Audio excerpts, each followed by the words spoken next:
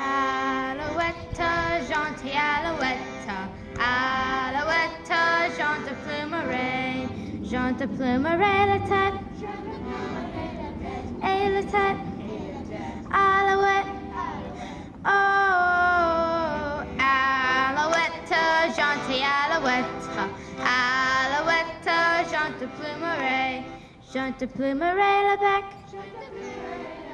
et le bec, et la tête, alouette, oh, alouette, gentille alouette, alouette, chante plumeray, chante plumeray la joue,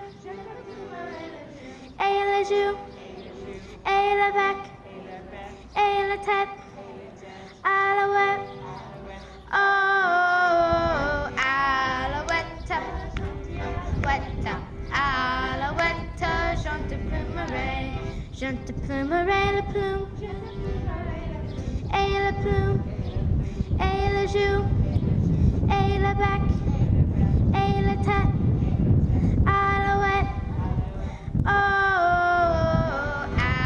alouette, gentille alouette, alouette, chante plumeray.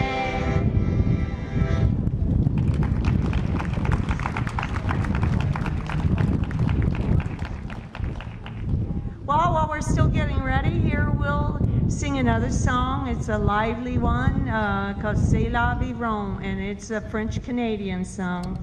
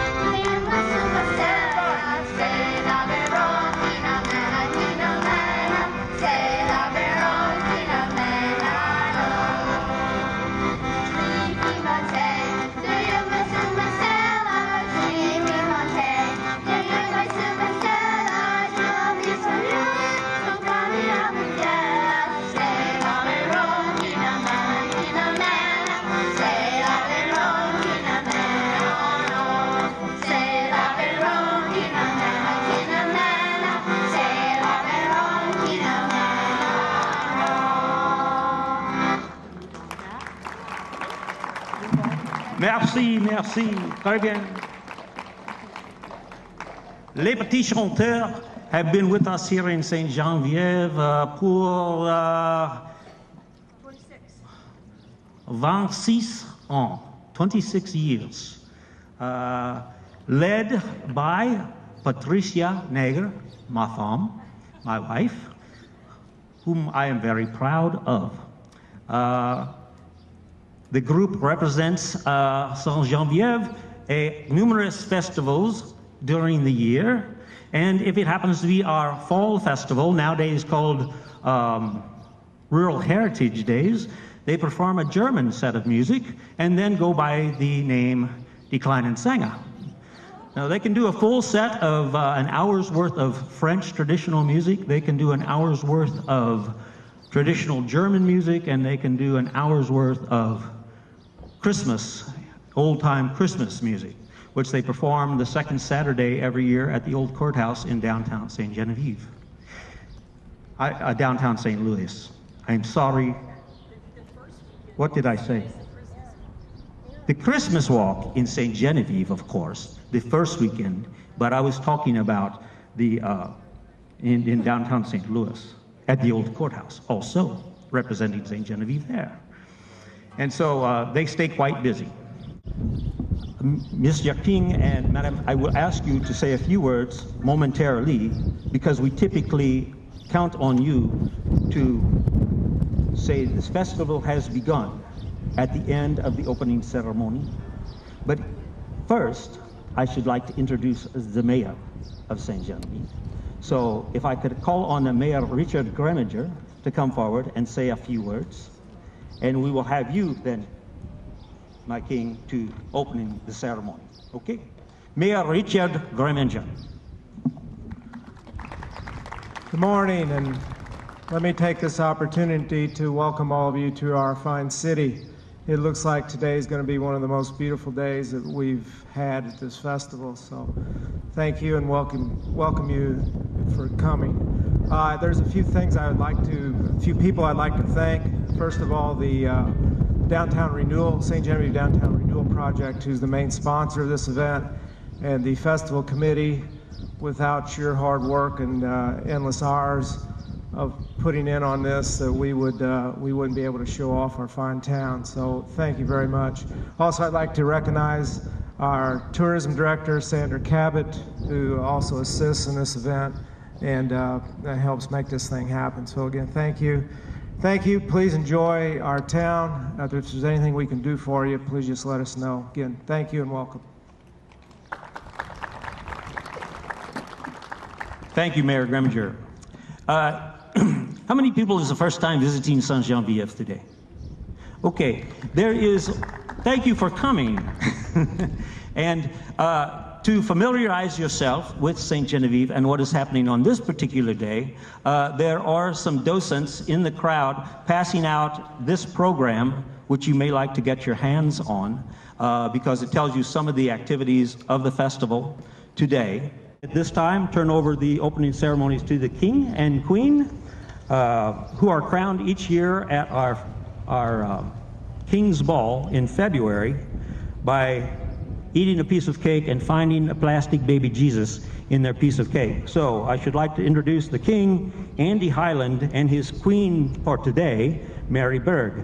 King? Thank you. Welcome to St. Genevieve. I don't really know what else to say, but let the festivities begin.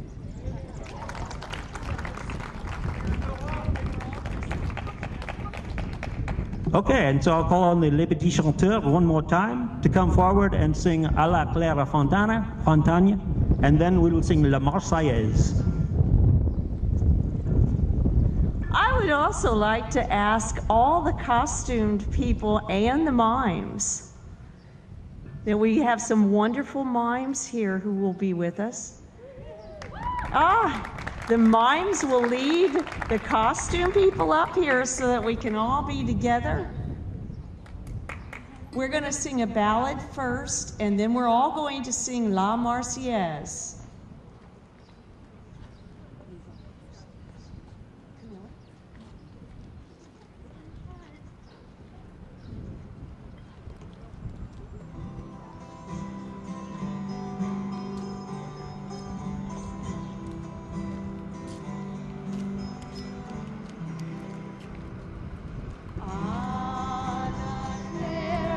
Fontaine,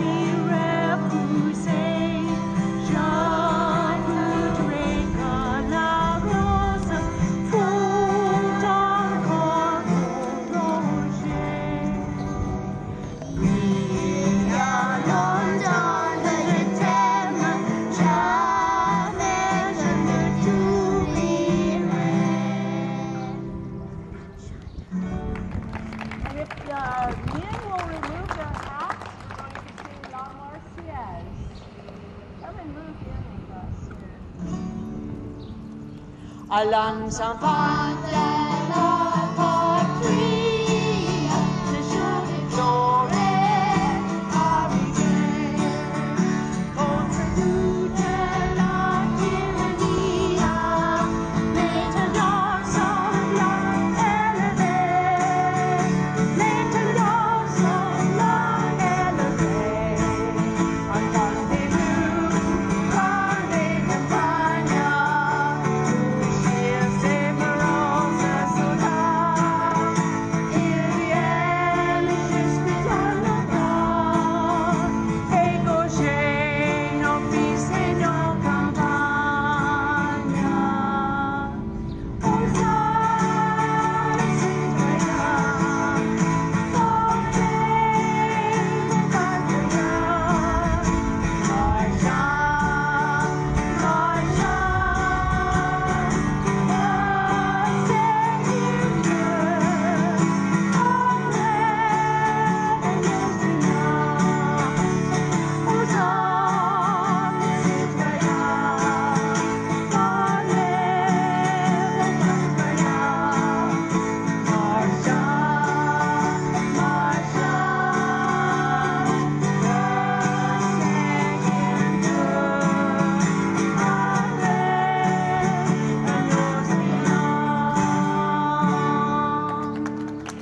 bonjour, monsieur, bonjour, monsieur, bonjour, bonjour, monsieur, bonjour, monsieur, bonjour, monsieur, bonjour.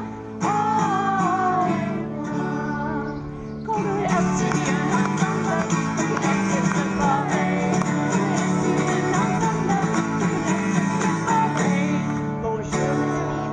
Bonjour, mes amis, bonjour, bonjour, bonjour, mes amis, bonjour, mes amis, bonjour, mes amis, bonjour.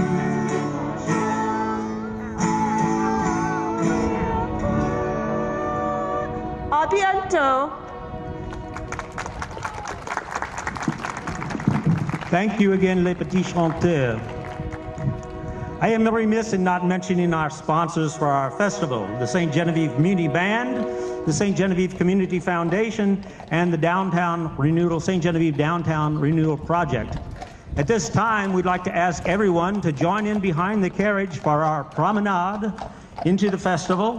The King and Queen leading off. You're in safe hands because not only this morning are we protected with the Milice de Saint-Geneviève, but we also have with us the Sons of Union Veterans, St. James Camp 360 of the Civil War era.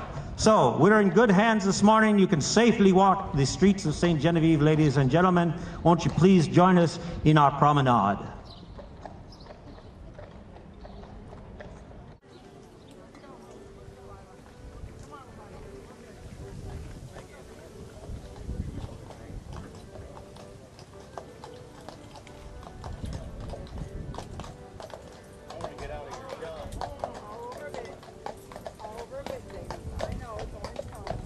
All hail the king.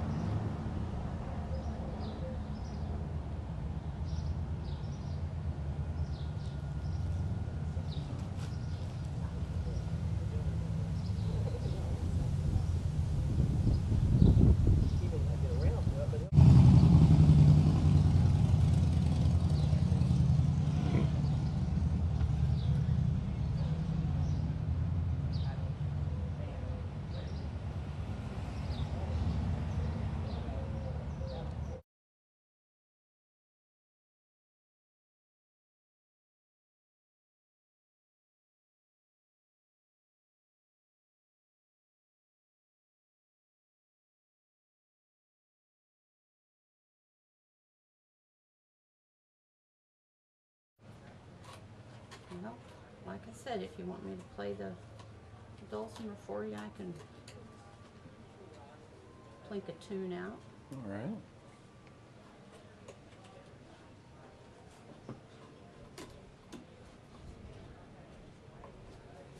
The one that I'm making here is called a Sturbridge basket, and it is based on a design that the Native Americans taught the new people of Massachusetts, the white people that came and settled, the Europeans, taught this pattern, the Native Americans taught them this pattern of basket making. So it's a real interesting one because it goes from a square bottom to a round top. So it's kind of an interesting pattern. You usually don't have that occur on a basket.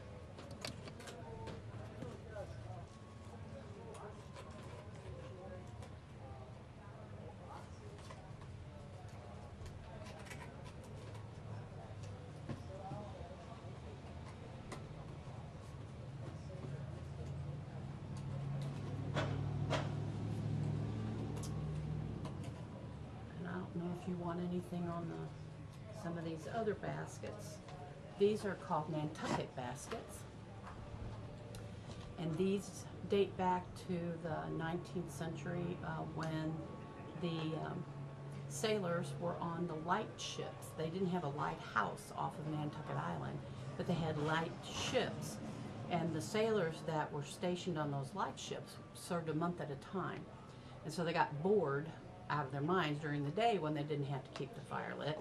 But what they did was they started using pieces of the ship, like a mast piece or a piece off of something, and used it as a mold, and they started weaving these baskets. And they're out of cane, where other baskets are woven out of reed or out of oak or ash.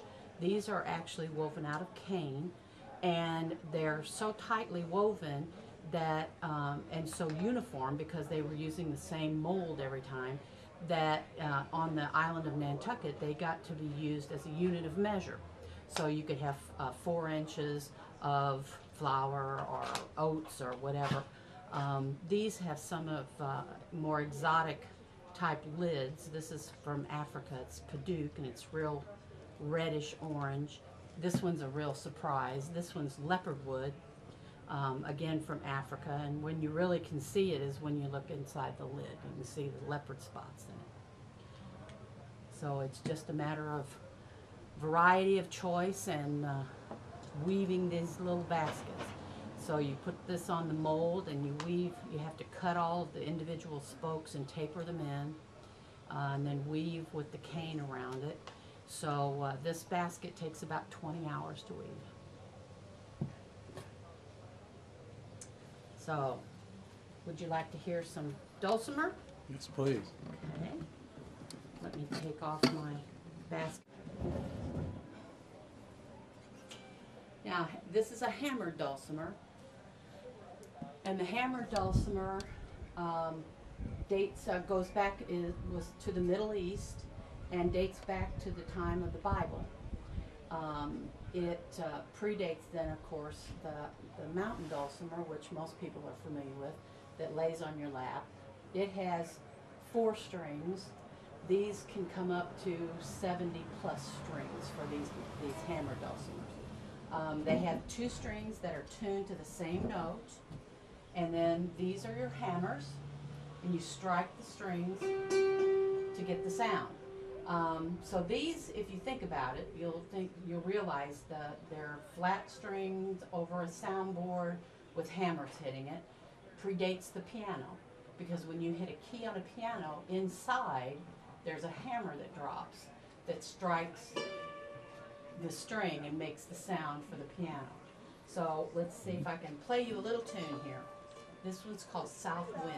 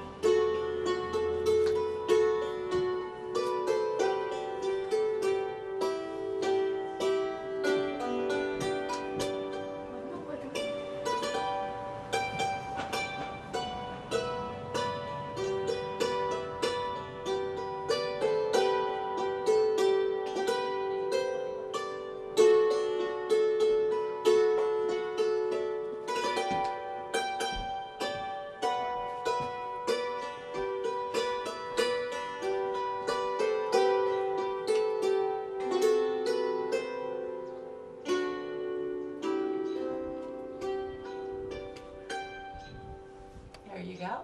That's south wind. Thank you.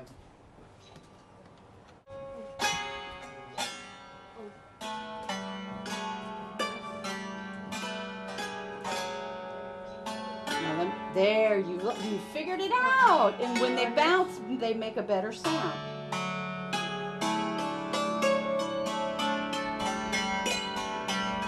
Oh, that's cool. Okay, how about if I show you how to play a tune? Okay. Okay, I'm going to point to the string, and you're going to play, okay? Now we're playing Mary Had a Little Lamb. So over here. So hit.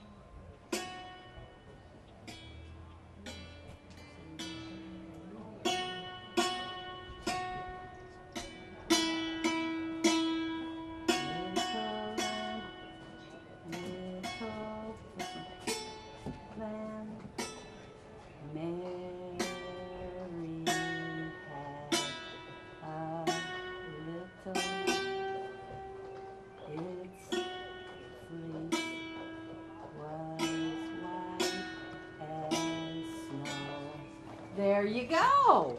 Thank you. A little bit of this pigment ground into water. It's watercolor, basically, is what it is. Ground into water, and it's thinner and wetter than the water in the box. See, the water in the box has a starch in it, so it's a solution of starch and water, so it's thick. Okay. It's a thick-bodied water, and it supports the wetness of this other water. The water that the paint's made with it's distilled, no minerals, okay? And it has a little bit of liver bile in it, bile from animals, usually large animals, and that bile is it's a detergent, and it wets the water. It breaks down the internal adhesion of the water molecules to themselves, so they flow, and they open up, and they flow on top of this heavier water. It's not heavy water, but thicker water. And I'm going to do a pattern that has a really dark color in it. And you can see it happening now, it's pretty obvious. So each drop hits and expands outward. So the pigments are nothing more than a powder ground into distilled water, okay? And they're small enough to where they don't sink, and they're small enough to where they stick to paper with the help of the liver bile. Liver bile is essential. Pinch of, let's put a little orange in there. This is an orange ochre. Ochre is a clay. It's dug out of the ground, and it's it happens all over the world. This one here, I believe, is German. The yellow I used is French. The blue is German. The blue is a synthetic. We have the primaries. This is just some of the colors I have. That's Prussian blue. It's a ferric ferrocyanide. It's made chemically. This is a ochre dug out of the ground. It's French, and this is a French ochre yellow. Okay? Naturally occurring. And with these three, I can make almost any color. So that's about done. I'm going to leave it just like that. Maybe I'll do a tiny bit. Let's do this. Let's put a tiny curl through there. Just a little curl. Every once in a while. Now the surface moves, but it's fairly stable because the water is thicker than normal. It holds things steady. See that? And that's how we get our designs. Stretching things around a bit.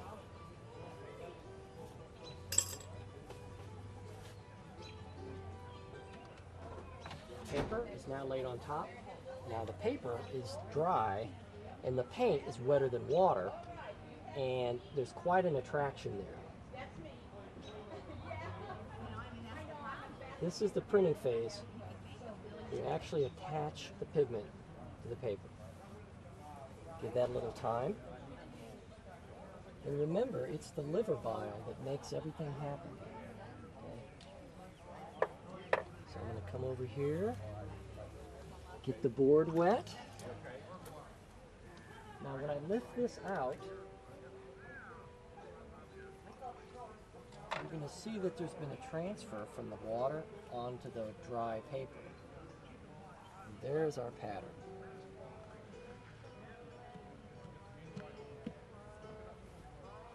And we get one print per application. What do they use this for? Decoration, just decoration. You find it on the inside of trunks, Oh yeah. boxes, harpsichords, leather wallets. Most of the survivors are in the form of books.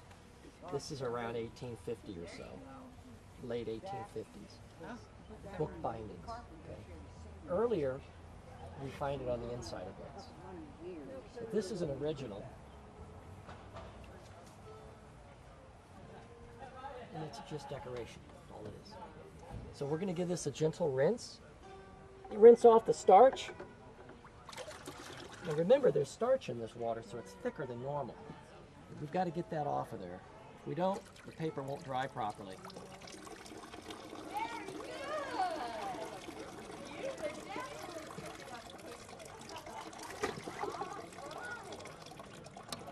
Here it is, one at a time.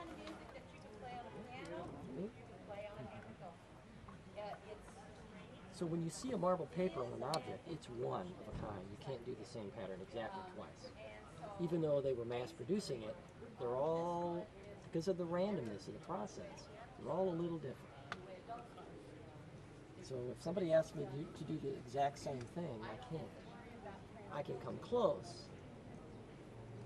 You can imagine trying to make wallpaper this way, because you can never match them. But some patterns are so random that you get away with it, it doesn't look so bad, because it's been done.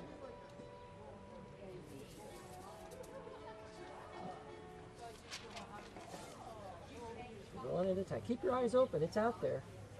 There's still marbling. I find it in antique stores and places like that usually.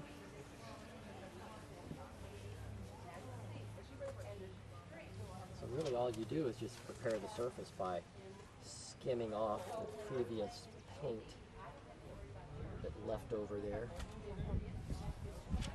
Let's get rid of that, and we can put down a whole nother palette of color.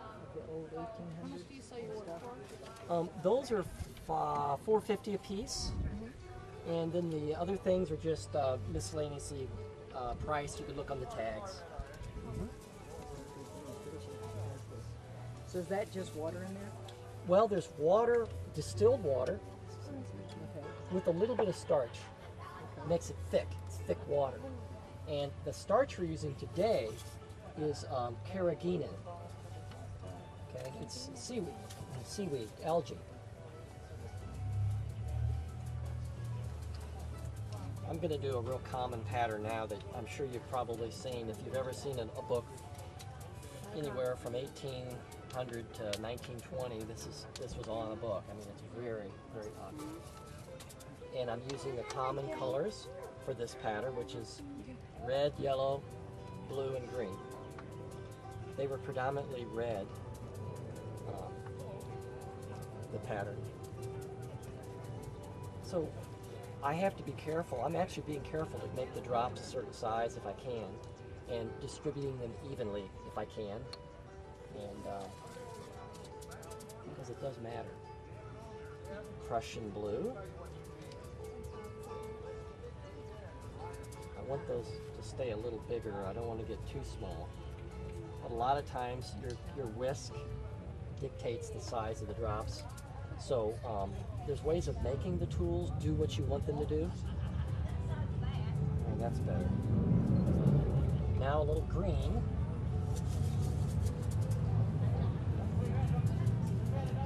This is a good green. It's kind of a blue green. Now, that's about right. I'm going to bring a rake through to stretch it. I'm bringing a coarse rake. This is very widely spaced and thick rods. I don't have rods much thicker than that, because the thicker the rod, the more it can move, like a shovel. The bigger the shovel, right? So I'm going to stretch it this way. Okay. The thickness of the water holds it steady. If I didn't have a thick water, it'd be going still. Keep moving, right? So I'm going to do it one more time backwards, but in between where I went the first time. Right in between. And it doesn't matter if I'm a little off on this one. Yeah. Now this one is the final pass, and this is a rake, or actually this is a comb, because it's tightly spaced, thin rods. And I'm going to bring it through just once, and I have to be careful not to go too fast. There we go. And I'll put this on a piece of dry paper. Now this is when you don't want the wind to come, because you got to lay it down very carefully and not move it sideways or hesitate. You got to keep it going.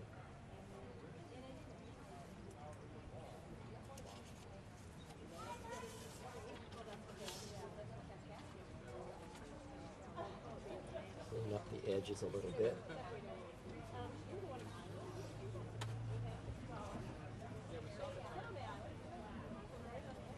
Okay, we're going to go over to the board again.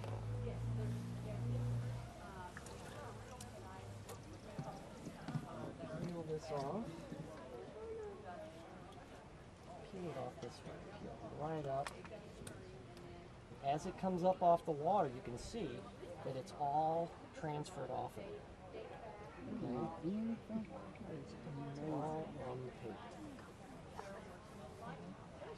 Look at the difference between the two patterns. Some of the oldest patterns coming out of France and Germany look like this. It's that tight rake, tight comb, and I'm developing a new comb right now that's even smaller than that, and I can get very accurate reproductions. So the book is right there. That book is an old one? Yeah, this is one of many. This is one I have. It has that same Prussian blue in it, and yeah, it has a Prussian blue, and then there's a vein of a darker blue, and that's just blue with a little red thrown in there. And how old is that book? There's no date on it. I'm presuming it's between 1850 and 1870, maybe.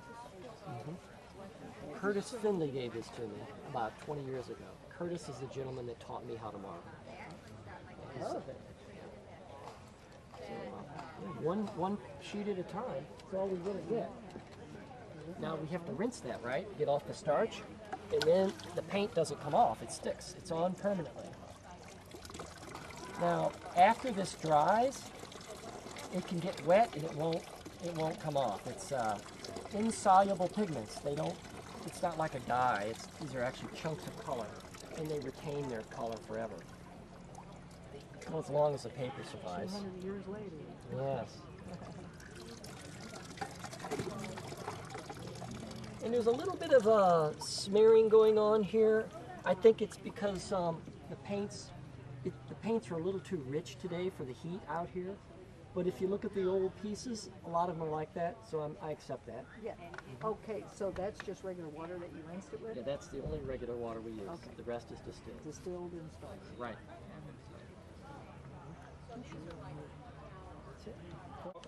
Yeah. I was looking for my blowing horn. I thought it was in the ram, and it must be at home. Hey, you see some of those big horns they had over there at the shark? Yeah. Looks like about 3 feet long, some of them. Right. And Yeah, I got mine off eBay, and when I got it, it was actually bigger than I thought it was going to be. you're a stick. And everybody got a game? Okay, everybody put the game piece down here. Oh, and there's so much this way too. And we're gonna make this real simple. You're gonna go first, and you go second. Where's roll the dice. Well, you don't know, And but I'm where's trying to be the instructive. Creole food? You rolled a 3, What? so you move your Creole food, is that a restaurant or is it? steps. No, that's one of the. Okay. He does say to them he's closed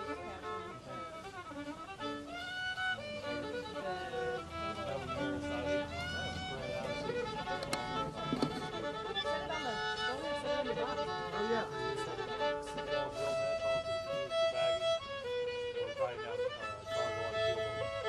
Oh,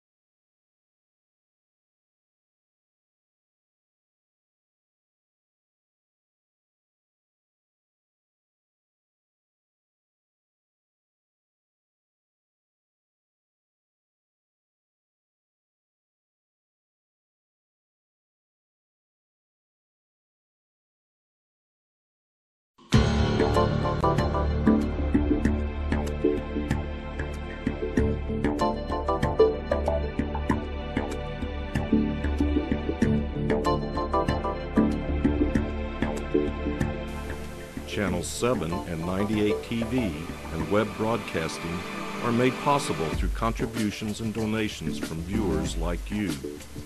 Thank you for your support.